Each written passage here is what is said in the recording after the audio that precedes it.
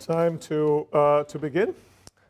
Topic for today is globalization, women, and faith, or gender and faith. And we have with us a guest today, Muna Abu Sulaiman, Executive Director of the Prince Al Walid bin Talal Foundation and the leading media personality in the Middle East. And she has served as a co-host of Middle East Broadcasting Company, company's most popular social program. And she's also been named as a young global leader by the World Economic Forum for in 2004, and serves as a lecturer at King Saud University in Riyadh in American literature. So we want to welcome Muna with us. I'll first offer a few comments, and then we'll have Muna address the class, and the procedure is the same as you know it. So let me just start by noting these two approaches that I have identified as we were talking about market and the corporation.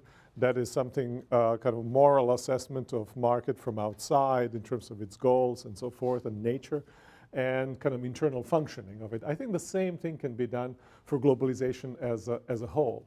And as I survey the readings and discussions that we and case study that we had for this session, it strikes me that some of our readings were really readings about assessing globalization as a whole, and the others were, maybe minority of them, asking a question about functioning, in particular women's functioning within globalization processes themselves. Now, many, especially feminist scholars, and you've read some of those, are very much concerned with this global assessment of globalization processes. And they note not only kind of absence of women in many of the top leadership positions, they note not only kind of a man's way of relating allegedly within the globalization processes themselves, but also kind of the whole thrust of globalization processes is kind of a masculine thrust of globalization processes. Frankly, I myself, maybe because I'm a male, I don't quite know what to do with this side of things, and I wasn't too keen on some of the readings that we had for today. Left me rather puzzled, and to say the least, right? I know that you had interesting discussions and debates. I don't know how fruitful they were for you, but I know that the strategy was, I think, very wise by our TAs to divide you into teams and then debate the merits and demerits of the case, whether what rape is to women, that is globalization to the world as we experience it. So I won't comment on any of this, because I don't know much about it, and I'm not sure exactly that I know how to properly assess it. What I want to make some comments on is on kind of these internal processes within globalization and the place of women within globalization processes. And I want to distinguish, as we have done, I think all along, just a reminder, between economic globalization and cultural globalization. I think it's good for us to keep these two types of globalization, or aspects, I think probably is better to say, of globalization, distinct in our minds, although concretely they're always deeply intertwined, because of obviously economic aspect of globalization has cultural underpinnings and cultural consequences, and cultural one also rides on economic processes. But it's good to maybe differentiate between the two. So, and I want to then comment about the role of women in the context and faith in context of globalization processes with regard to economic globalization as well as with regard to cultural globalization. And I think in terms of economic globalization, we can maybe, again, distinguish kind of in terms of the role of women within globalization processes, in terms of women as global leaders And I will make virtually no comments on that. That's why Muna is here. She is a young global leader, and she may want to comment on that aspect. But instead, I want to look at women as local poor, right? So you can say as a global leaders, all as a local poor. In that sense, what I'm going to say now is an extension of the comments that we, or discussions that we have during our last session. And here I want to build on one side comment that I made about the role of Pentecostalism with regard to women, especially the women in developing world. Pentecostalism is one of the fastest growing Christian, it's not even denomination, kind of movements. I think it's probably the best to describe it. That started in 1906 and by now has something like 500 million members worldwide. And I want to just remind you or elaborate a bit more about the impact, or at least the thesis about the impact of that movement on women in the developing countries. Background for that is a kind of experience of many women in developing countries of living in almost like a pre-modern, very hierarchical and very patriarchal structures, and especially in Latin America, with the idea of kind of a wayward male who roams at large, does his own thing, and happens not particularly to care for what's happening in the family. You know, it's a kind of picture that many of you probably are not familiar from personal experience. I'm not familiar with it from personal experience, but that's who my grandfather was. One of those wayward kind of males who used to work out outside of the house. My grandmother was there with kids, and there ended up being about 8 of them. This woman led a miserable life because this guy would, as the males used to do when they got their salary, he would go and drink the salary with his buddies, and all the work that has been done has been spent on booze and on women, and this poor woman with the kids was just left completely on her own. That's a kind of almost like a pre-modern kind of setup, right? But then added to this is kind of globalization processes that dislocate women from the land often as a source of at least feeding their families, and kind of insert them into this whirlwind of change. And the question then becomes, how do women in developing countries cope with that? And one of the ways coping mechanism has been Pentecostalism. At least that's the argument of Bernice Martin. Bernice Martin, who has written an article called Pentecostal Gender Paradox. And often women then embrace Pentecostalism as religion, partly because Pentecostalism gives them a sense of agency. Pentecostalism, a kind of very much religion of active participation of laity, and what's prized very highly is what are called spiritual gifts. And those spiritual gifts can be gifts of prophecy, gifts of healing, all sorts of gifts that any member of this congregation can practice. And often women excel in gifts of prophecy and gifts of healing. So within that structure, they get a sense of authority, even though it's true that they don't have any formal authority. In terms of formal authority structure, hierarchy is retained. The male is on the top of the leadership hierarchy. Women are the flock, but nonetheless, they acquire a significant amount of power in order to, within that community, and exercise leadership skills which are then, for instance, ability to speak to groups, which are then transferred to secular kinds of realms. So there's an empowerment of women that goes on, and connected with that also there goes on domestication of the male. Because part and parcel of the code of this religious community, well, you ought not roam around, right? You got to stay put, you got to take care of the family, you ought not drink, and so forth. And then you've got a consolidation of the home as a basic economic unit, and ability of women, I think, to lead better lives and to control their environments in much better of a way. Now, you can see why it's a paradox of gender, right? Because hierarchical structures are retained, egalitarianism has not been introduced yet at all, but nonetheless, it's something that women, at least that's the thesis, have embraced, and that has improved the ways in which they would have otherwise lived, both in the context of traditional patriarchal, hierarchical society, as well as in the context of kind of changes and transformation that's happening in globalization, in the course of globalization processes with that classical, traditional family structure. So that's one of the possible effects of popular religion on women in the context of globalization processes.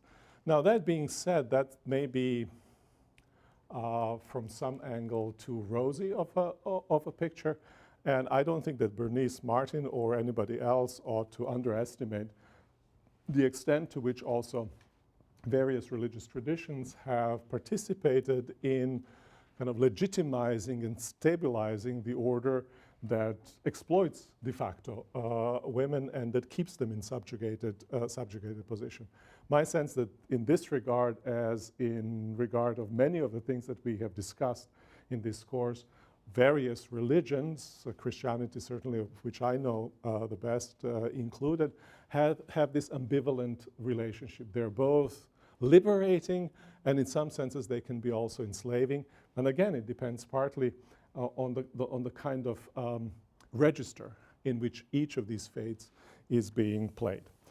So that's the one side of the thing that I wanted to comment on.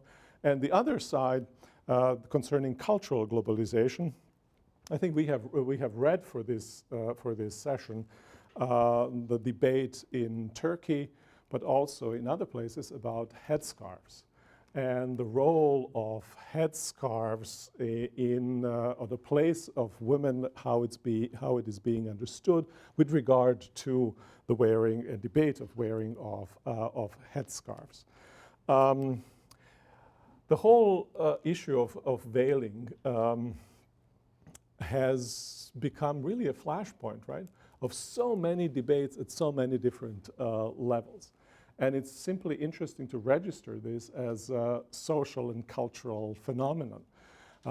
It has political implications, a major cultural implication, civilizational clashes implications. Everything is being kind of fought around many other things, but very notable around the question of women's veiling, particular kind of veiling, whether or not, and how that might work. Turkey is a very interesting case, right? And I don't need to repeat that very much. France is a similarly interesting case, which, from the perspective of the United States, for the most part, people think, what's gotten into this guy, meaning Sarkozy, right? That he would want to regulate what can and what cannot be worn. But in European context, it's a very much alive debate. I remember when I was in Croatia with a friend from Germany, just when there was not just this Sarkozy's comment about burqa that can or cannot be worn, but also about the swimming outfit appropriate to Muslim women. And now these are outlawed also. You can't wear those in public swimming pools. And so we were discussing this thing. And the Croatians, there are a lot of kind of public nude beaches, right? There's no problem with that, right? And so I don't quite get it, right? That you will, and French don't necessarily make any laws with regard to that, right? And I don't quite get it that you would allow one but not the other. Though my friend found himself defending French and the Sarkozy because he thought it was, as I think many people do, that the veiling is a symbol simply of subjugation of women. By the way, controversy around Danish cartoons partly was triggered by comments of one of the imams in one of the Danish mosques about women, keeping them at home and making sure that they're veiled. And the journalists of the magazine, of the newspaper, which have published the cartoons, have clandestinely taped that that sermon, Friday sermon, and then translated it and then published it. And there was a huge uproar in Danish society. Now this is going against the basic Danish values, and it triggered a quite antagonistic relationship between Muslim community and Danish government, as well as at least some of the Danish intellectuals. This all simply to say that for whatever reason, and maybe that's what we can discuss partly in this class, and maybe that's what you've discussed also with regard to the Turkey case, this has been, for whatever reason, a very important issue in which the kind of relationship between Islam and the contemporary Western culture are being negotiated. I say contemporary because it's been that long that even in the West there was a forms of veiling that has been used. My own nanny, okay, it was kind of on the fringes of the West, right, in Croatia, but she used to always wear. She was like your typical Russian babushka, right, who used to wear this scarf, and nobody thought there was any problem. And since I'm so autobiographical today, in my own dad's church, I remember as a kid a transition from the position where women had to come to church covered to the position where it was allowed for them not to come covered. Girls could always come, but once you got married, you had to have a covering, right?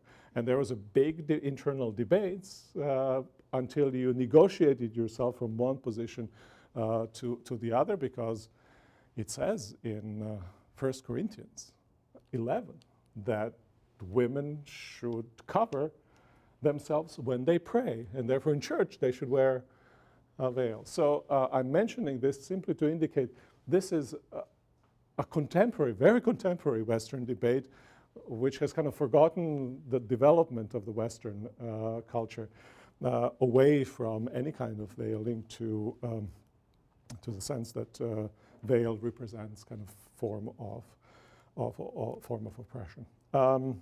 Now, what's fascinating, and this is where I'm going to end with, and maybe a proposal. I'm reporting here on the piece that Nilüfer Golle has published on Turkey's debate about veiling. One of the interesting aspects of this has been she notes that unlike the traditional practice of wearing hijab, in the modern Turkey, the wearing of veil was perceived to be and was exercised as an explicit choice. It wasn't something that one simply inherited as a part and parcel of the tradition. It was explicit choice. And as a choice also, it had then the sense of certain political agency, right? And then you're in a situation where you're exercising political agency in order to defend, which is a very much of a modern, right, phenomenon in the context of the modern, relatively modern state, in order to defend a traditional way of doing things, which is, in a sense, again, you see the paradox in which we're involved, because just about all religious decisions and stances in the modern world are a matter of choice. Peter Berger has he's written one book, A Sociologist of Religion, entitled Heretical Imperative. Under the conditions of modernity, everybody's a heretic, meaning in the sense that everybody has to make explicit choice what it is that they are going to embrace and what it is that they're not going to embrace. And so you see both in the case of Pentecostal women and I think in the case of the debates around the hijab, where there's, in a sense, under conditions of modernity, a sense of agency, but it's connected also to a formation of something deeply traditional, maybe, and also deeply religious. That's, by the way, true also of various forms of certainly Christian fundamentalisms, right? A lot of people have noted that fundamentalists are the best users of contemporary media, right? They use media in a very savvy way. This is a very modern global medium, but it is being used in order to to promote what seems to be at least non-modern, if it's not anti-modern kind of agenda. And here you see also how religion is involved in the transformation processes and how it seeks to impact, also how it attempts to impact also the larger cultural environment in which we find ourselves. And in many of these cases, women are at the center of the debate.